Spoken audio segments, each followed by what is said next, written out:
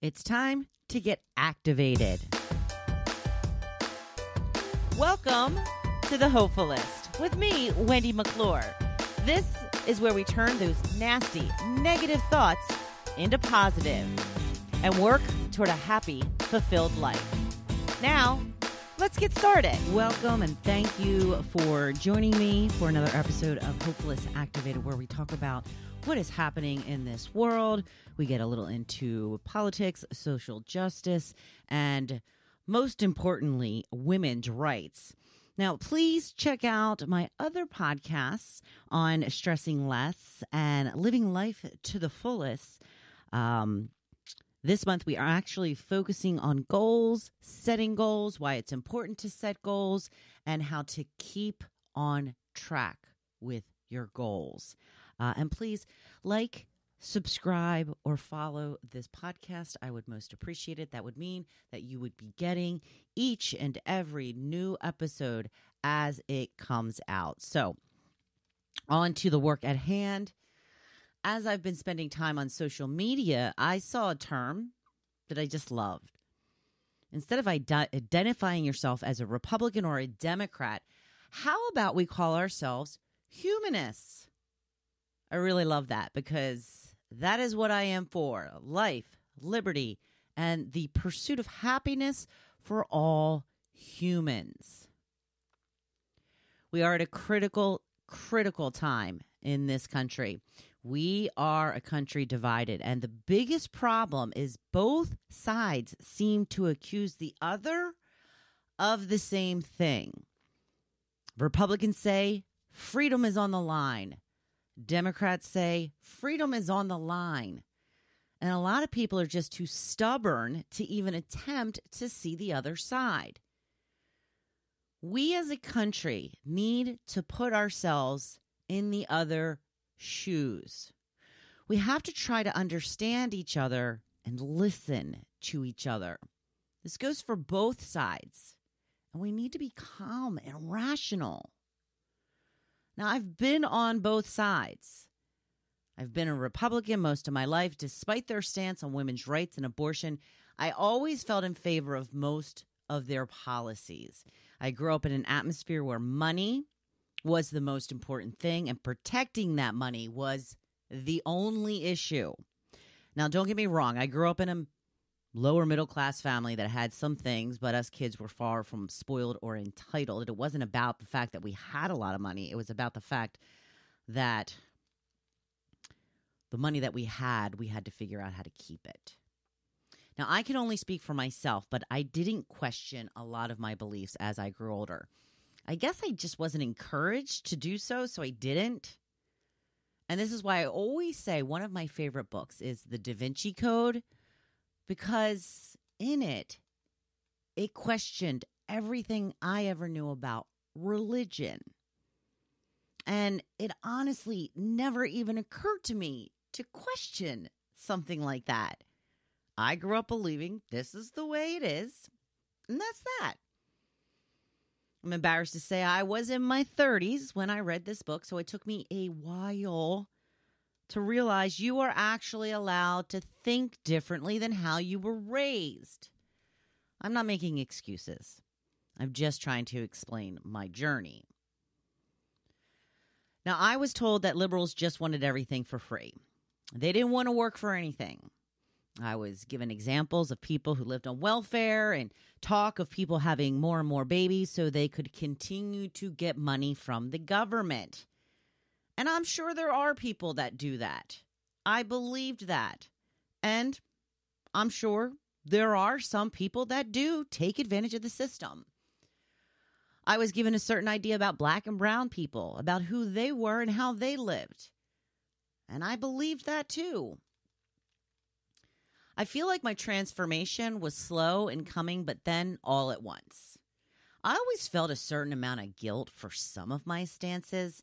So somewhere inside, I knew what I was saying wasn't fair or it was judgmental.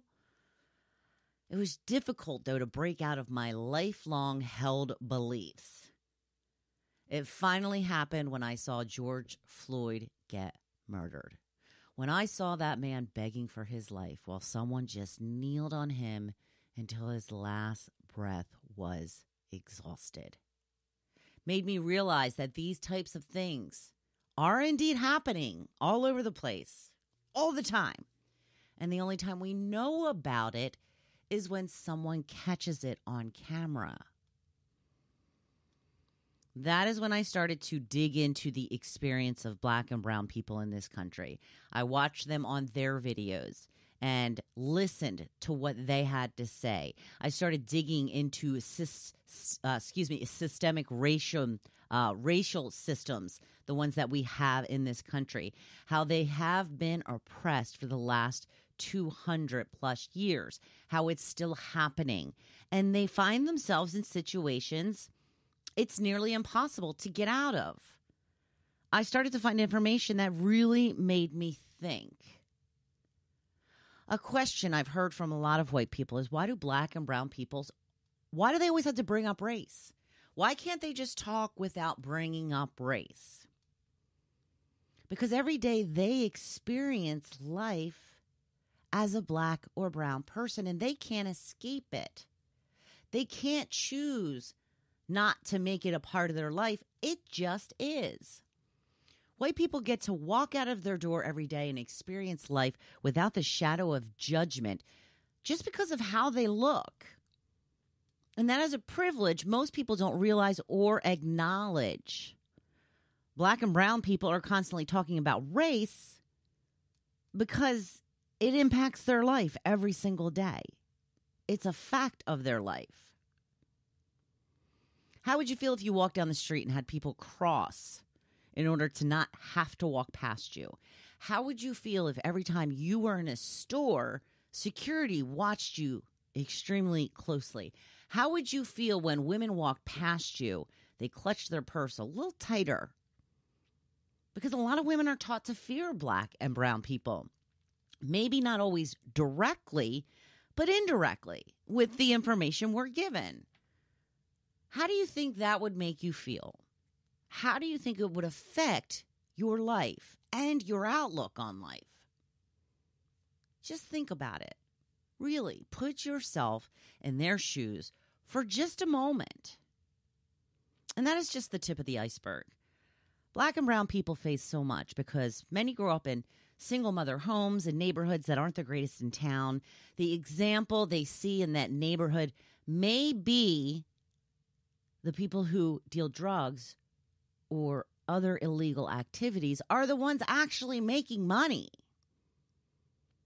That they have more money and power than most of those around them, so they think that is the way they will get ahead as well. I had a conversation with a group of friends recently who live in a nice suburb of Philadelphia. They were talking about their son who is junior in high school. They said, got in with a bad crowd, so they switched him from the public school to the private school in order to get him away from these bad influences. They said if they hadn't done that, he may have started going down a path that they didn't want. And that is when I pointed out that is how it is for Black and brown families. But they don't have the money to put their kids in private school. So they continue down that path. You see it so differently now. I see Black and brown people are doing what they have learned to just survive in this country and to try to get ahead in any way that they can. It's actually sad, and I am sorry that so many others can't see how this oppression has forced Black and brown people into this position. I think one of the first things that you have to stop doing is to defend your whiteness. I feel like so many people just when race is brought up and you're white, that white people are just starting to feel like the bad guy and their defenses go up immediately. And what I did is I stopped taking things so personally.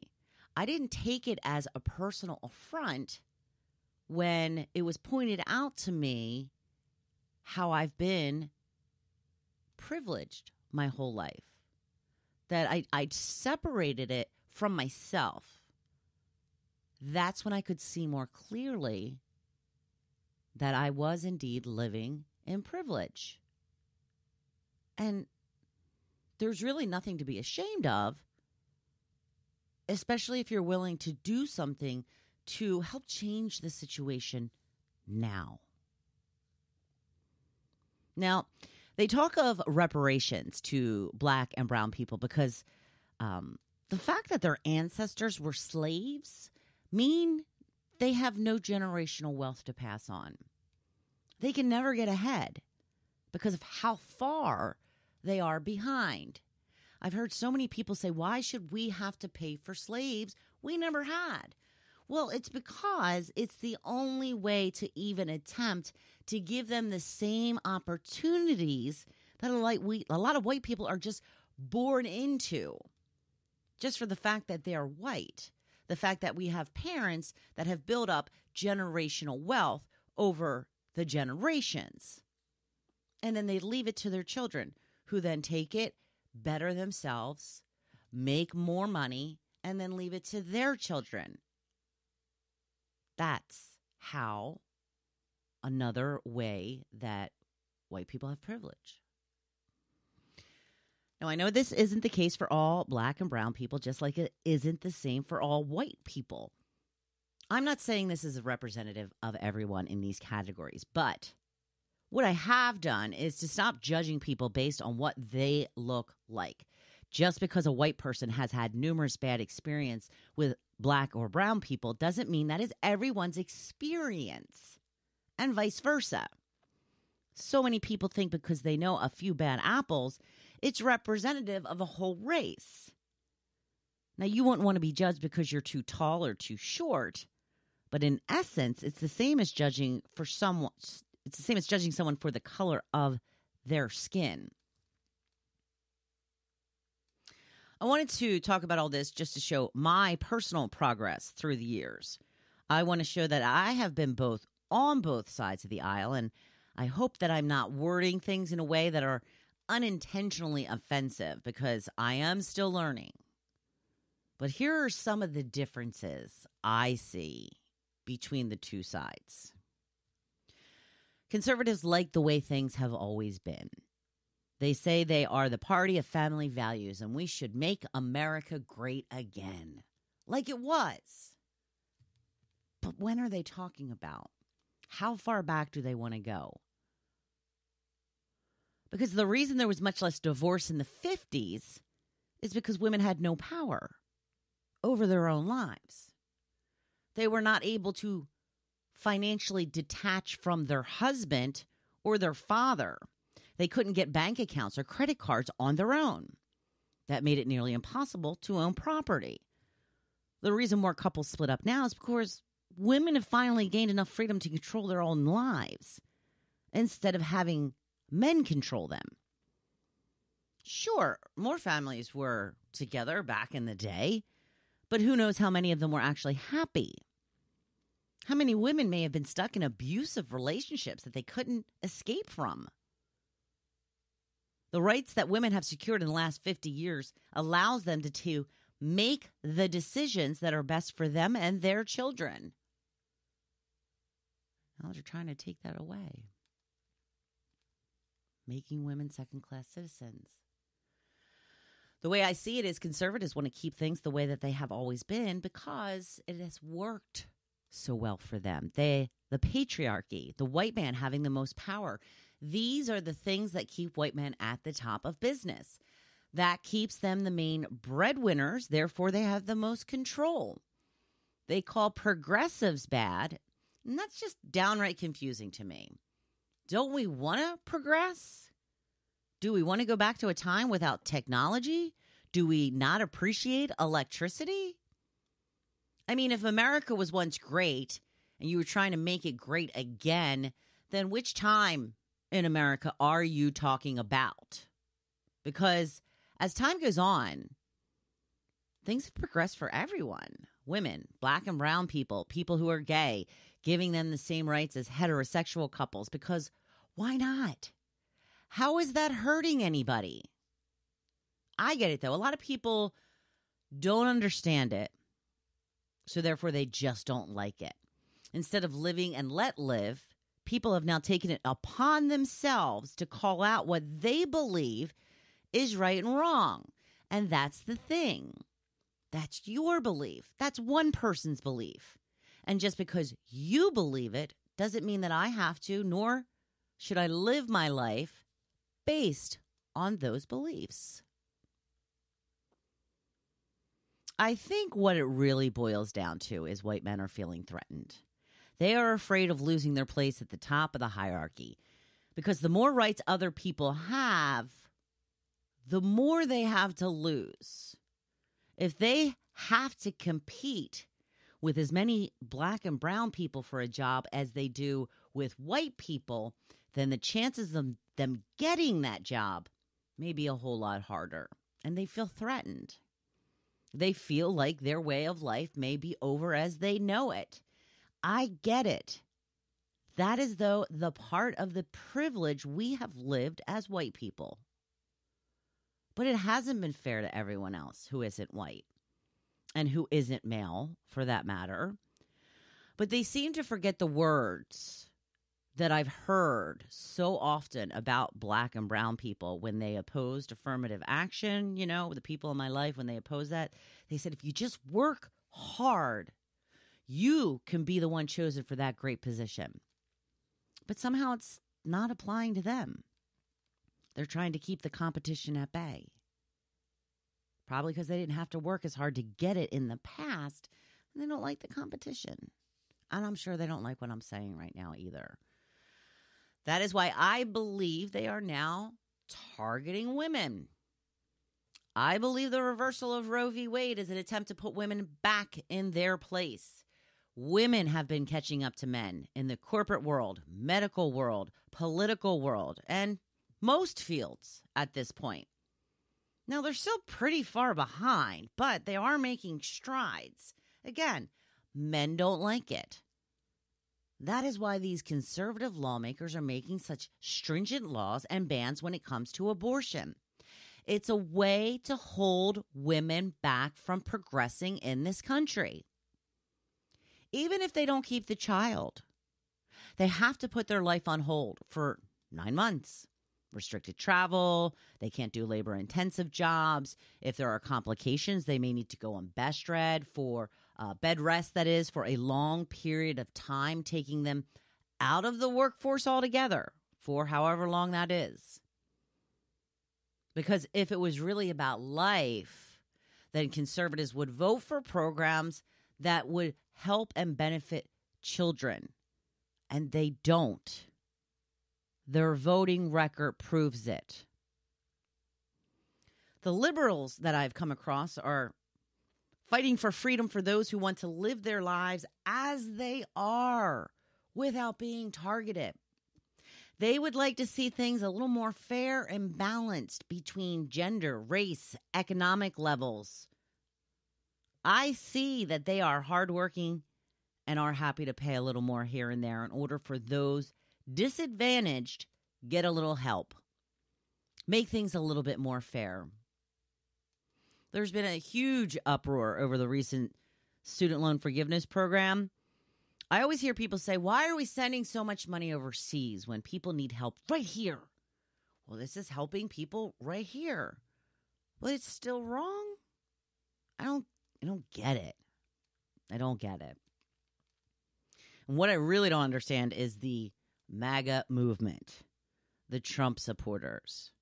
I just can't grasp how his supporters can excuse every single awful, criminal, and hateful thing he has done.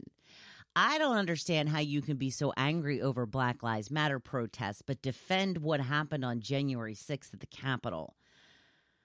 Because there is one key difference between a protest for Black Lives Matter and what happened at the Capitol. One is trying to keep black and brown people from getting killed during traffic stops. The other was an attempt to overthrow the government because Trump said the election was stolen with no evidence. One is about people getting to live without fear of being killed because they're just driving or walking down the street. While the other is a lie Trump made up because he can't handle losing. I've heard so many people say when it comes to black and brown people getting killed by police that if they would just comply, which many of them do, by the way, but they wouldn't get hurt then if they just listened. Yet conservatives call the killing of Ashley Babbitt, remember? The woman who was breaking into the window of the Capitol building when she was shot and killed. They call her an innocent woman who was brutally murdered while breaking into the Capitol. Well, if she would have just listened to the police, that wouldn't have happened, right? So why is it okay for one group of people, but you don't have to if you're white and in the middle of an insurrection? I would really like to know the answer to this. So if any of the MAGA people are paying attention, please just answer me how those two situations are different. George Floyd and Ashley Babbitt. Please explain to me the difference. And why are conservatives making Kyle Rittenhouse, the child who showed up at a Black Lives Matter protest and killed 2 people and was acquitted? Why are they making him an icon of the party? And I have seen it. He is introduced on stage like some sort of rock star. Why? Why are they treating him like a hero? Because he got away with killing 2 people at a protest they don't agree with? Baffling. And here's another question I wonder about. If Trump was the same exact person with the same beliefs, background, business acumen, and personality, but he was black, would conservatives still support him? If the answer is no, they may be racist. If the answer is yes, then pretend Barack Obama has done everything Trump has done and answer the question again. Because not only is Trump a horrible businessman who has had 6 bankruptcies and working on another one with True Social, by the way, who has cheated hundreds of businesses out of their money, but he's broken law after law and is still supported and defended. I don't know. I don't get it. The only reason I can come up with is that they like the way Trump made them feel. He emboldened them to feel superior to certain other groups. He said it out loud. He said a lot of things that people would say in private, but wouldn't dare to say in public. But he has now made that okay. And everybody is. He has made it okay to bully and name call, and they are. And this is what disgusts me the most. He has normalized treating other people like shit. And it's not right. We are a civilized nation. We can and should treat each other with respect. It's really that simple. If you like today's episode, please share it with your friends. Check out other Hopefulist podcasts that help women stress less and live life to the fullest. Stay tuned for another episode coming in about a week or so. And thank you so much for tuning in today. Until next time, keep fighting and go be badass. Thank you for listening to The Hopefulist. Now, don't you feel good? Make sure you come back next week. See you then.